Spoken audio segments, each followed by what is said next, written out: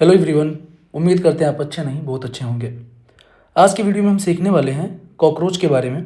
और देखो, इसके बारे में जितनी भी डिटेल है सब एनसीईआरटी से मैं लिया हूँ, लेकिन एनसीईआरटी में इसको इतना मिक्सअप कर दिया गया है कि इसको एनसीईआरटी से सीखना थोड़ा सा मुश्किल लगता है। इसीलिए एनसीईआरटी की ही डिटेल को मैं बाहर निकाल के उसको अलग तरीके से थोड़ा सा अरेंज कर दिया हूँ, जिससे ये आपको सिंप्लीफाई लगे और जो इसके अंदर कंटेंट है वो याद हो पाए। नीट के पेपर में कॉकरोच से क्वेश्चन आ रहे हैं और इस साल भी ज़्यादातर चांसेस है कि इससे एक क्वेश्चन आएगा। तो चलो सीखते हैं कॉकरोच को। कॉकरोच की हैबिटेट कहाँ पे रहता है? डैम्प प्लेसेस पे पाया जाता है। कलर इसका ब्राउन या फिर ब्लैक होता है। साइज़ 1/4 इंच से लेके 3 इंच तक होती है। अगर सेंटीमीटर में इसके साइज़ को देखें तो 0.6 से लेके 7.6 सेंटीमीटर तक लंबा हो सकता है। कॉकरोच नॉकटर्नल होता है, ओमनीवोरस होता है। नॉकटर्नल का मतलब होता है निशाचर, मतलब ये रात में रहने वाले हैं, और साथ साथ ओमनीवोर है, मतलब सब कुछ खा सकता है।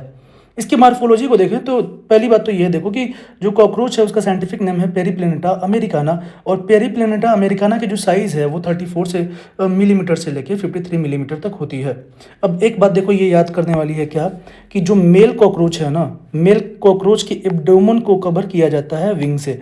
मतलब मेल कॉकरोच के अंदर ही एब्डोमेन विंग से कवर रहता है, फीमेल में ये विंग से कवर नहीं रहता है।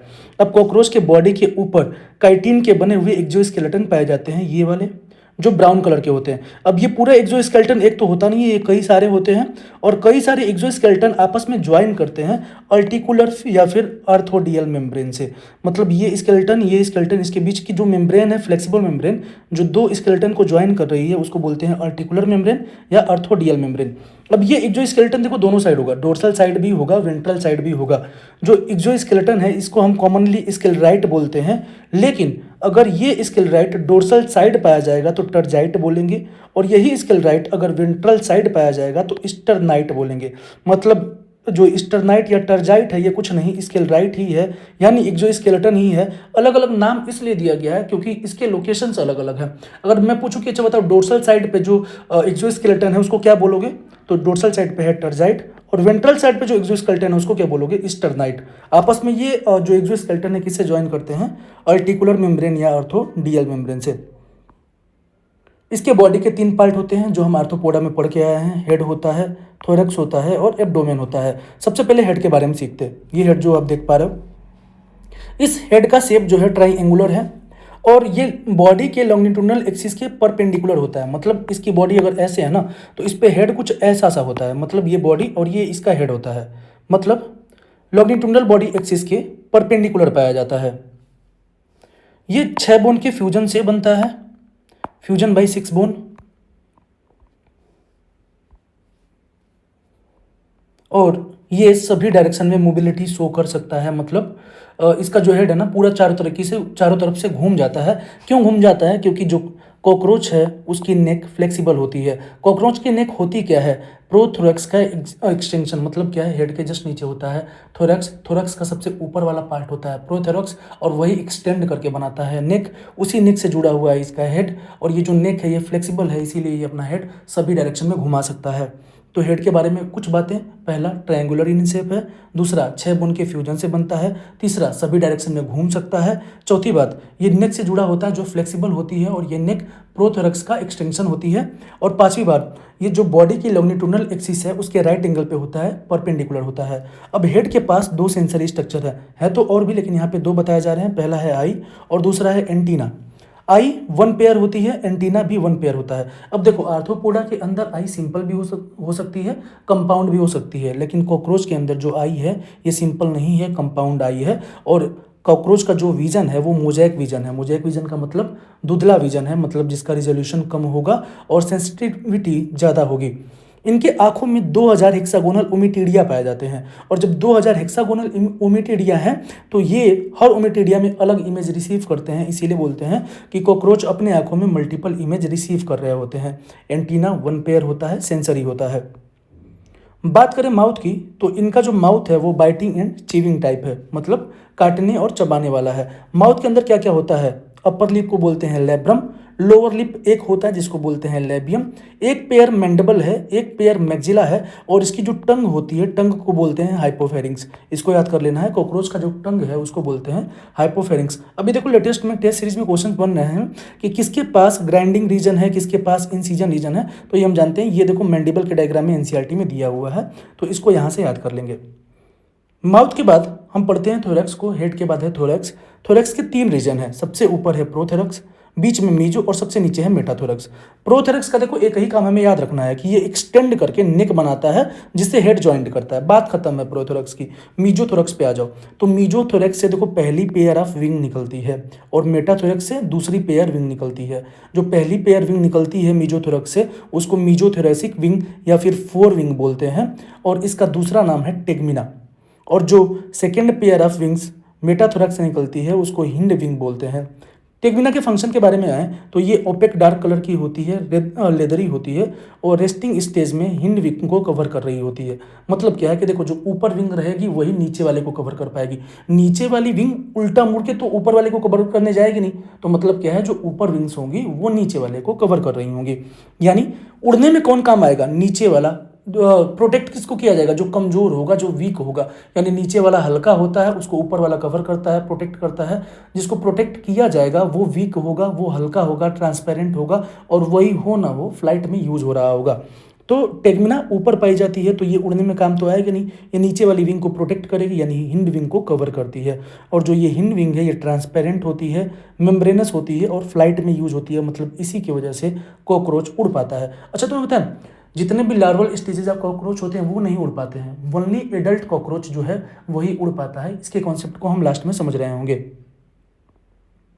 अब देखो एक बात है क्या कि जितने भी इसके पास सेगमेंट हैं सभी थोरैसिक सेगमेंट के पास पेयर ऑफ वॉकिंग लेग है। मतलब क्या है, इसके पास देखो थोरैक्स के 3 सेगमेंट हैं, प्रोथोरैक्स, मेटा और मीजो और मेटा, तो इससे भी 2 लेग निकलेंगे, इससे भी 2, इससे भी 2, मतलब सभी थोरैसिक सेगमेंट के पास क्या है, पेयर ऑफ वॉकिंग लेग है। मतलब कुल कितने लेग होंगे इसके अंदर, 6 लेग होंगे।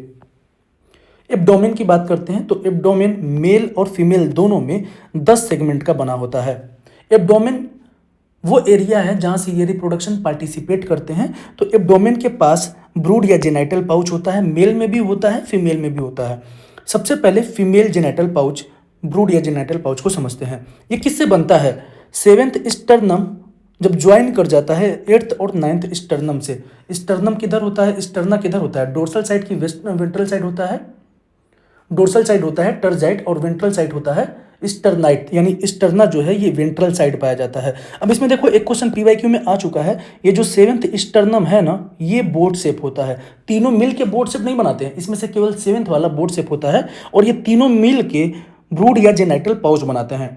इस ब्रूड या जेनाइटल पाउच में हम जब आगे बढ़ेंगे अभी तो उसका डायग्राम देख के ये इंटीरियर पार्ट में क्या कंटेन करता है इसको याद कर पाएंगे, लेकिन अभी के लिए सुन लो कि इस ब्रूड या जेनाइटल पाउच के इंटीरियर पोर्शन में ओपन होता है फीमेल गोनोफोर, इस पर में थीकल पोर और कोलेट्रल ग्लैंड। इन सब का फंक्शन क्या है जब हम ये आगे सीख लेंगे तो ये पर्टिकुलर चीज़ें याद हो जाएंगी। मेल में आते हैं, जो मेल जेनाइटल पाउच है ये बनता है 9th 10th टर्गा 9 स्टर्ना, मतलब डोर्सल साइड से होता है 9th 10th टर्गा और वेंट्रल साइड से होता है 9th स्टर्ना। क्या 9th 10th टर्गा 9 sterna, 9th 10th टर्गा 9 sterna क्या बनाता है, मेल जेनाइटल पाउच। अब मेल जेनाइटल पाउच क्या कंटेन करता है, देखो एनस तो डोर्सल ही होगा, जेनाइटल ऑर्गन वेंट्रल ही होता है, और गुनेफोफाइसिस। इसके अलावा ये याद रखना पीवाईक्यू का ये भी क्वेश्चन है, जो एनल स्टाइल है वो केवल और केवल मेल में पाया जाता है। स्टाइल कौन मारता है, मेल की फीमेल, मेल।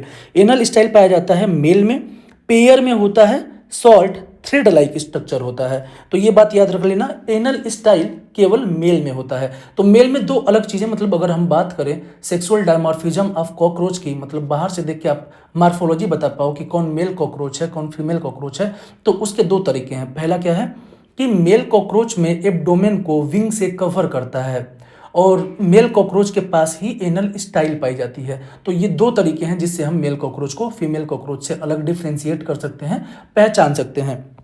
आगे आते हैं एनल सर्काई के बारे में। तो देखो एनल सर्काई, पहली बात तो ये कि मेल और फीमेल दोनों में पाया जाता है, दूसरी बात 10th सेगमेंट पे होता है, और तीसरी बात पेयर में पाया जाता है। तो एनल सर्काई के बारे में देख लो, in male in both male and female 10th segment bear a pair of jointed filamentous structure called anal cerci. तो मतलब मेल और फीमेल दोनों में पाया जाएगा, 10th सेगमेंट पे होगा और ज्वाइंटेड स्ट्रक्चर होगा।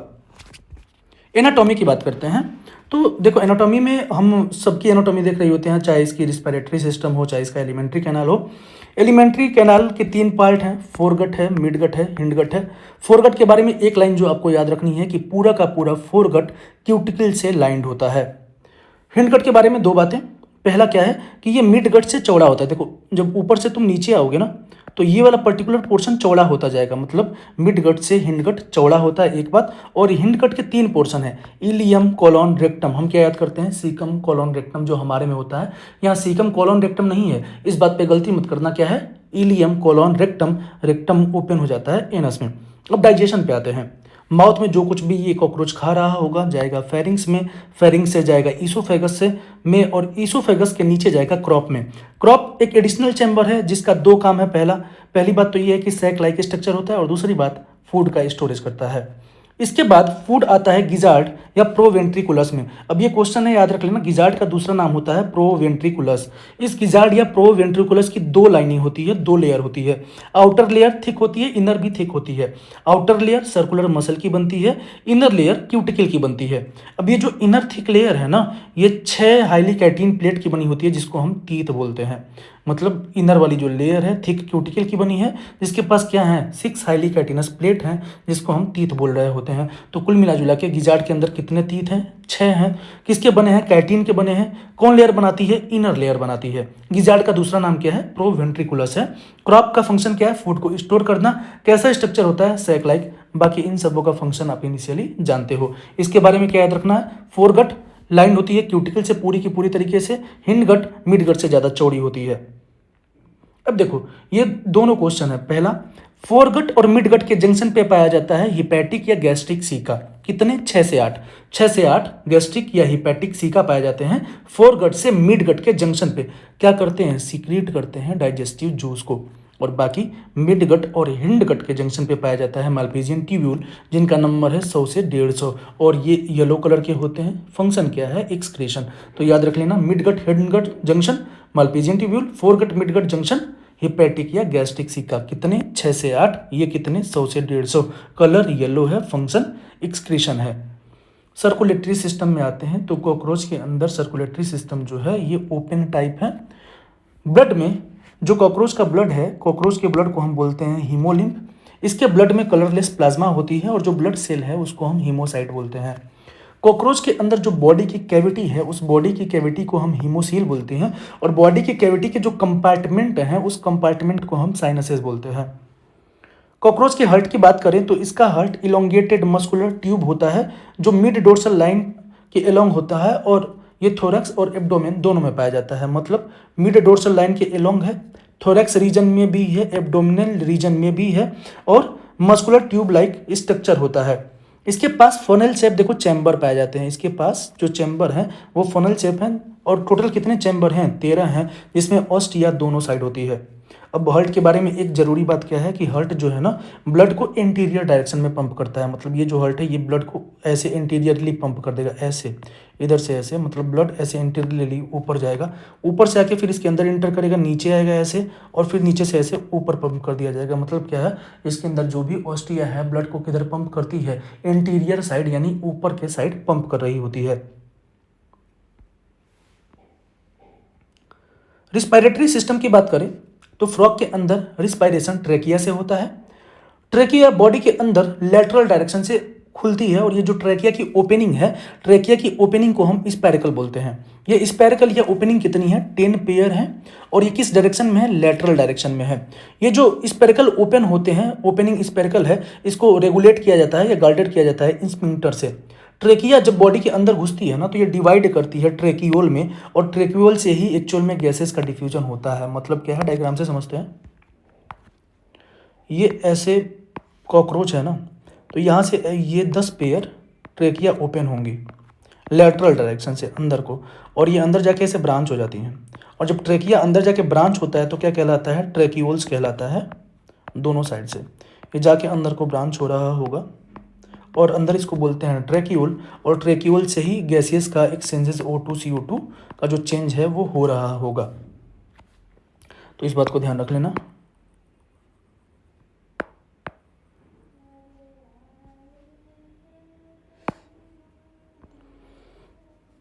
बात करें एक्सक्रीशन की, तो एक्सक्रीशन इसके अंदर मल्पीजियन ट्यूब्यूल से होता है, जिसको आप जानते हो कि मिडगट और हिंडगट के जंक्शन पे पाया जाता है। 100 से 150 इन नंबर होता है, येलो कलर का होता है। तो मल्पीजियन ट्यूब्यूल के बारे में एक बात यह है कि ये लाइंड होता है ग्लेनुलर या सिलिएटेड सेल से, जो नाइट्रोजनस वेस्ट को कन्वर्ट कर देता है यूरिक एसिड में। अब देखो इसके कॉकरोच के अंदर यूरिक एसिड बनता है, इसीलिए ये यूरिकोटेलिक है, यूरियो नहीं यूरिको। तो यूरिक से याद रखेंगे, यूरिकोटेलिक है। और इसके बाद ये नीट में कई बार पूछा जा चुका, जो कॉकरोच है वो एडिशनल एक्सक्रीशन 3 चीज़ों से करता है, जिसको हम याद करेंगे, इसीलिए मैं बड़ा भी लिखा हूँ। Fat body, nephrocyte, uricose gland. क्या क्या? Fat body, nephrocyte, uricose gland. क्या? Fat body, nephrocyte, uricose gland. ये एडिशनल एक्सक्रीशन है, एक्सक्रीशन बाई मल्पीजियन ट्यूब्यूल, लेकिन additional excretion by fat body, nephrocyte, uricose gland. क्या क्या?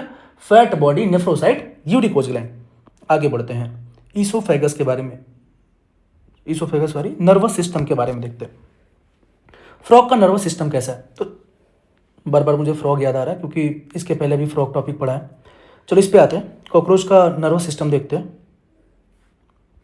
है क्या कि मान लो ये कॉकरोच की बॉडी है, तो इस बॉडी के वेंट्रली मतलब आगे से 2 ऐसे लाइन जाती हैं, जिनको हम वेंट्रल नर्व कॉर्ड बोलते हैं। ये सॉलिड होती हैं और डबल होती हैं, 1 है 2 है। मतलब ये बॉडी यहाँ ऊपर गई है ना, तो इसके जस्ट नीचे ये क्या है?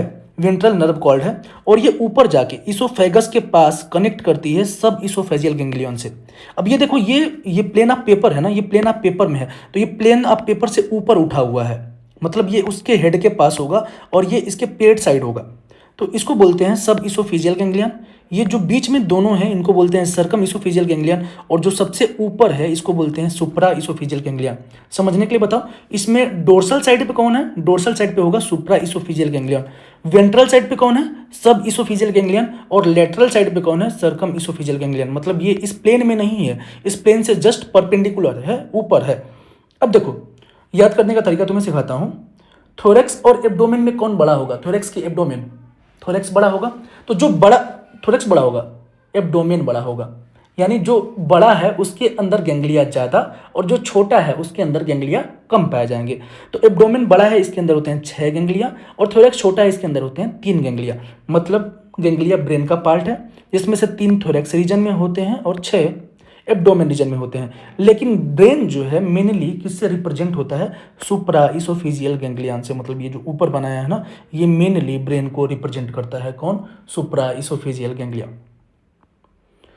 नर्वस सिस्टम का छोटा सा पार्ट जो है इसके हेड में है। मतलब देखो, ये वाला ऊपर वाला पोर्शन थोड़ा सा हेड के अंदर है, और बाकी रेस्ट ऑफ द पार्ट कहाँ है? बॉडी में है, और किसके एलोंग है?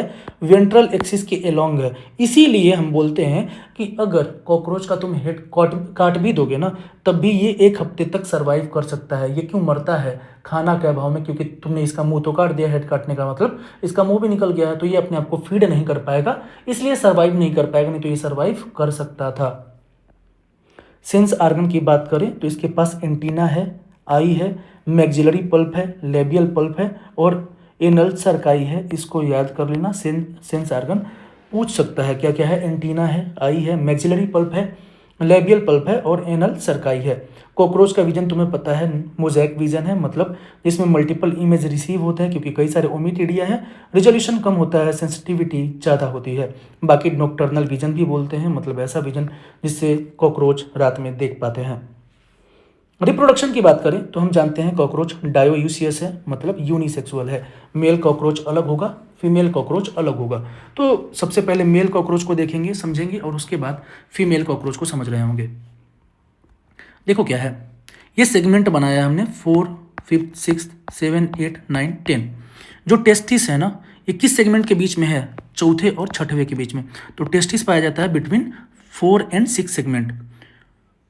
स्मॉल ट्यूब्यूल, लॉन्ग ट्यूब्यूल, ये ट्यूब्यूल है मशरूम ग्लैंड के जो छठवें और सातवें सेगमेंट के बीच होते हैं। और ये जो मशरूम ग्लैंड है ये एसेसरी ग्लैंड, अभी सबके फंक्शन बताऊंगा, लेकिन अभी के लिए याद कर लो कि ये जो पूरा ट्यूब्यूल लाइक स्ट्रक्चर तुम्हें दिखाई दे रहा है ना मशरूम जैसा, इसको बोलते हैं मशरूम ग्लैंड। किसके किसके बीच में है? छठवें और सातवें सेगमेंट के बीच में है। बाकी इसके जस्ट नीचे होता है, इस मशरूम ग्लैंड के जस्ट नीचे होता है सेमाइनल वेसिकल। ये टेस्टिस से जा रहा है वास डिफरेंसेस, और ये है इजेकुलेटरी डक्ट। ये राइट फेलोमेयर, वेंट्रल फेलोमेयर, लेफ्ट फेलोमेयर, ये सब के सब क्या है? एक्सटर्नल जेनेटिलिया है जो एसिमेट्रिकल होते हैं, काइटिन के बने होते हैं। और इनका फंक्शन क्या होता है? फीमेल के जेनेटल पोर को ओपन करना, फीमेल को एक्साइट करने के लिए इनके पास टिल्टिलेटर होते हैं, टिटिलेटर। और बाकी मेल जर्मिनल पोर है या मेल गोनोफोर जहाँ से स्पर्म बाहर आते हैं। तो ये सब कुछ होता कैसे है, अब इस चीज़ को समझते हैं। चलो, टेस्टिस स्पर्म रिलीज करेगा, यहाँ तक कोई दिक्कत नहीं है। स्पर्म वास डिफरेंस में आएगा, यहाँ तक भी कोई दिक्कत नहीं है। वास डिफरेंस से जो स्पर्म है ये सेमाइनल वेसिकल के अंदर जाके ओपन होगा। मतलब क्या है कि देखो, यहाँ बना है स्पर्म, यहाँ बना है स्पर्म, और ये स्पर्म, यहाँ से स्पर्म इस वास डिफरेंस में आएगा और जाके ओपन कहाँ हो रहा है? इसके नीचे जस्ट मशरूम ग्लैंड के नीचे जस्ट क्या है? Seminal vesicle. सेमाइनल वेसिकल में जाके ओपन होगा। फिर देखो क्या होता है, सेमाइनल वेसिकल क्या करती है ना कि स्पर्म को आपस में ग्लू करके चिपका के स्पर्म बॉल बना देती है। मतलब सभी स्पर्म को इकट्ठा करके कुछ ऐसा सा स्ट्रक्चर बना देगी। कौन? Seminal vesicle. अब क्या होता है, ये जो मशरूम ग्लैंड तुम्हें दिखाई दे रही है ये ऊपर से सीक्रेट करती है सेमाइनल वेसिकल में। क्या सीक्रेट करती है? पहली लेयर। और जब इसके ऊपर पहली लेयर आती है तो ये कुछ ऐसा सा दिखाई देने लगता है। मतलब क्या है कि स्पर्म बॉल के ऊपर पहली लेयर कौन सीक्रेट करता है? Mushroom gland. अब इजेकुलेटरी डक्ट, यहाँ पे ये जो पोर्शन है सेमाइनल वेसिकल के जस्ट नीचे इजेकुलेटरी डक्ट में दो लेयर के साथ, एक लेयर के साथ कौन आता है? स्पर्म बॉल आता है, और इसके ऊपर अब दूसरी लेयर का सिक्रेशन कर देता है इजेकुलेटरी डक्ट। तो कुल मिला जुला के ये दो लेयर का स्ट्रक्चर हो जाता है जिसको हम बोलते हैं स्पर्मेटोफोर।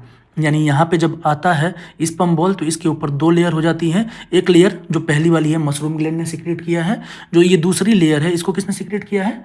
ये इजेकुलेटरी डक्ट ने खुद ने सिक्रेट किया है। अब ये दो लेयर के साथ यहाँ पे रिलीज होती है, और यहाँ पे जब दो लेयर के साथ रिलीज होती है ना तो ये एक ग्लैंड देख रहे हो जिसको हम बोल रहे हैं फेलिक ग्लैंड। ये पूरी की पूरी ग्लैंड ये एक ही है। देखो ये वाला पूरा स्ट्रक्चर जो दिखाई दे रहा है ना यहाँ तक, ये है फेलिक ग्लैंड। ये फेलिक ग्लैंड यहाँ पे सीक्रेट करती है अपना तीसरा सीक्रेशन, और ये स्पर्म की जो बॉल है ना उसके ऊपर तीसरा लेयर आ जाता है, यानी 3 लेयर वाला स्पर्मेटोफोर बन जाता है। फेलिक ग्लैंड सीक्रेट करती है तीसरी लेयर इसके ऊपर, और 3 लेयर वाला स्पर्मेटोफोर बन जाता है। और इस स्पर्मेटोफोर को फीमेल के अंदर स्पर्म पाउच पाए जाते हैं। देखो ह्यूमन के जैसा नहीं होता है। यहाँ पे जो फीमेल कॉकरोच होती है ना, फीमेल कॉकरोच के जेनेटल ऑर्गन के अंदर स्पर्म का पाउच पाया जाता है, स्पर्म का बैग पाया जाता है, जहाँ पे फीमेल कॉकरोच क्या करती है कि मेल के स्पर्म को स्टोर कर लेती है, और जब वो अपने एक सेल रिलीज करती है तो फिर वो उस पाउच से स्पर्म भी रिलीज करती है और अपने एक को फर्टिलाइज करा लेती है। इनके अंदर अलग मैकेनिज्म है। तो कुल मिला जुला कि ये जो स्पर्मेटोफोर है ये कहाँ डिपोजिट हो जाएगा? फीमेल के अंदर स्पर्मिथेकी में। कब? जब ये कपुलेशन कर रहे होंगे तब। तो अब समझते हैं क्या है। टेस्टिस रिलीज किया स्पर्म, आया सेमाइनल आया वास डिफरेंस से, वास डिफरेंस में आने के बाद ये गया सेमाइनल वेसिकल के अंदर। सेमाइनल वेसिकल ने उनको चिपका के बना दिया गोला स्पर्म का। उसके ऊपर पहली लेयर सीक्रेट कर दिया इस मशरूम ग्लैंड ने। मशरूम ग्लैंड के बाद एक लेयर के साथ ये आ गया इजेकुलेटरी डक्ट में। इजेकुलेटरी डक्ट ने दूसरी लेयर सीक्रेट किया कर दिया। 2 लेयर के साथ स्पर्म बॉल आ गया है बाहर। अब क्या होगा, ये जो फेलिक ग्लैंड है ये तीसरा लेयर इसके ऊपर सीक्रेट कर देता है। अब इसको बोल देते हैं हम स्पर्मेटोफोर। ये स्पर्मेटोफोर डिपॉजिट हो जाता है फीमेल के अंदर जो स्पर्म का बैग है उसके अंदर। तो कुल मिला जुला के इतना काम होता है। ये जितने भी फेलोमेयर हैं एक्सटर्नल जेनेटिलिया बोलते हैं, असिमेट्रिकल होते हैं, काइटिन के बने होते हैं। फंक्शन क्या है? फीमेल जेनेटल पोर को ओपन करना। टिटिलेटर का काम क्या है? फीमेल को एक्साइट करना। तो अब मुझे लगता है कि जितने भी इसमें दिए हुए हैं सब आपको याद हो गया होगा। कुछ चीज़ें जो याद करने वाली हैं, मशरूम ग्लैंड 6-7 सेगमेंट के बीच में होती है, टेस्टिस 4 से 6 सेगमेंट के बीच में होता है। तो ये सब याद कर लेना। आते हैं फीमेल कॉकरोच में। देखो क्या है, फीमेल कॉकरोच में फिर से ये सेगमेंट लिख दिए गए हैं। फीमेल कॉकरोच में ओवरी जो है वो 1 पेयर होती है। ओवरी 1 पेयर होती है, और किस सेगमेंट के बीच में होती है?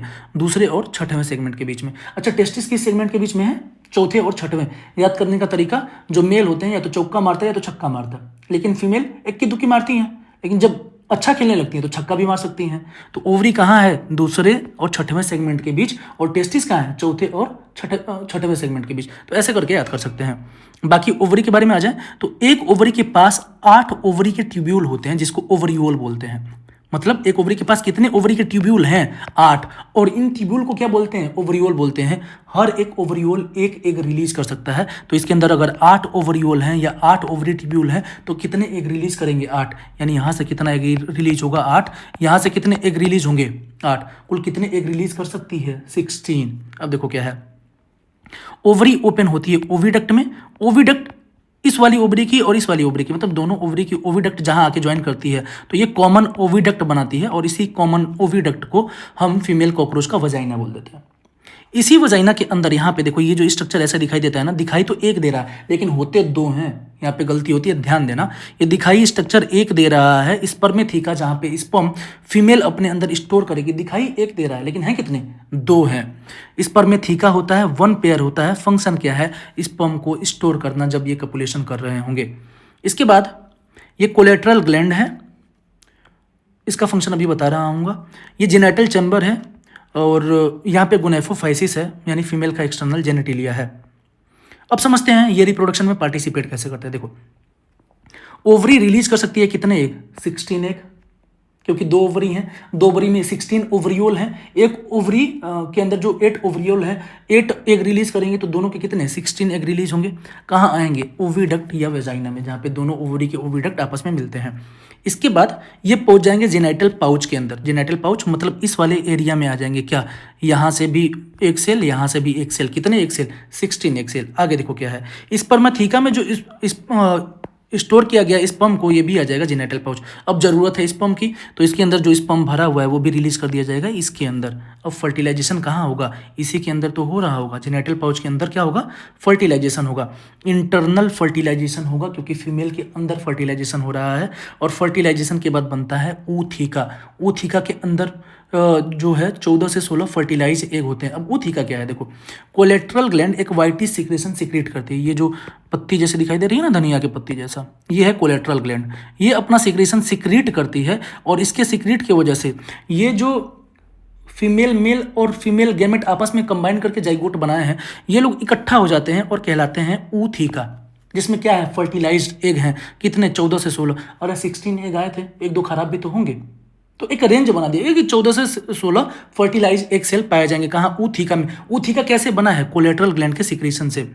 तो अब देखो क्या है, मैं स्टार्टिंग में तुम्हें बताया था क्या कि इसके एंटीरियर पोर्शन में क्या क्या ओपन होता है। देखो, फीमेल गोनोफोर या फीमेल जेनेटल पोर, और मेल का जो स्पर्मेथिकल पोर है वो ओपन होता है, और कोलेट्रल ग्लैंड ओपन होता है। याद करो, जब एब्डोमेन पढ़ा रहा था, सबसे ऊपर भी जाओगे देखोगे तो एब्डोमेन में बताया था कि आगे हम समझेंगे कि इंटीरियर पोर्शन में क्या क्या ओपन होता है। अब देखो क्या है, ऊथिका के अंदर क्या है? फर्टिलाइज एग है। आगे समझते हैं।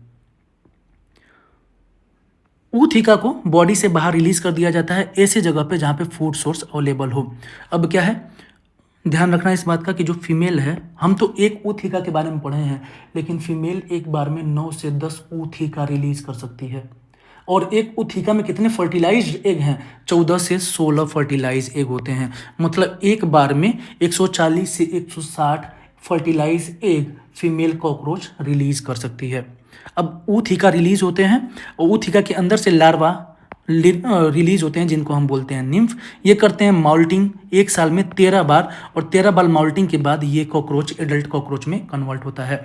अब देखो, जो लार्वा का डेवलपमेंट है ये पैरोमेटाबोलस है। इसका मतलब क्या है कि जो लार्वा है और जो एडल्ट है उसको तुम देखोगे तो उसकी मार्फोलॉजी सिमिलर होगी। फ्रॉग के केस में ऐसा नहीं होता है। जो टेडपोल लार्वा है और जो फ्रॉग है दोनों अलग अलग दिखाई देते हैं, दोनों की मार्फोलॉजी अलग है। लेकिन जो एडल्ट कॉकरोच है ना और जो कॉकरोच का लार्वा है, दोनों एक जैसे दिखाई देते हैं। तो इस तरीके के डेवलपमेंट को क्या बोलते हो? पैरोमेटाबोलस बोलते हो। बाकी ये 2 बातें ध्यान रखना, क्या कि जो निम्फ है, ये लार्वा का सेकेंड लास्ट स्टेज है, उसके पास विंग पैड आते हैं। मतलब 13वें से जस्ट एक पहले 12वां स्टेज जब होता है ना, तब उसके पास विंग पैड आते हैं। उसके पहले विंग नहीं होते हैं। और लेकिन जो एडल्ट कॉकरोच होता है ना, केवल उसी के पास विंग होता है और वही उड़ सकते हैं, उसके पहले के कॉकरोच उड़ नहीं सकते हैं। तो उम्मीद करते हैं ये कॉकरोच तुम्हें पूरा समझ में आया होगा। अगर समझ में आया है तो एनसीईआरटी बेसिस ऐसे ही आगे और टॉपिक आते रहेंगे। मेक श्योर तुम चैनल को सब्सक्राइब करो, और जिनको नीड है इस पर्टिकुलर चीज़ की उनके पास शेयर कर दो, ताकि हमें भी ये समझ में आए कि आप लोगों को ये पर्टिकुलर वीडियो समझ में आ रही है, और अगली और वीडियोज़ बनाने में हमें अपना मोटिवेशन मिल पाए। धन्यवाद।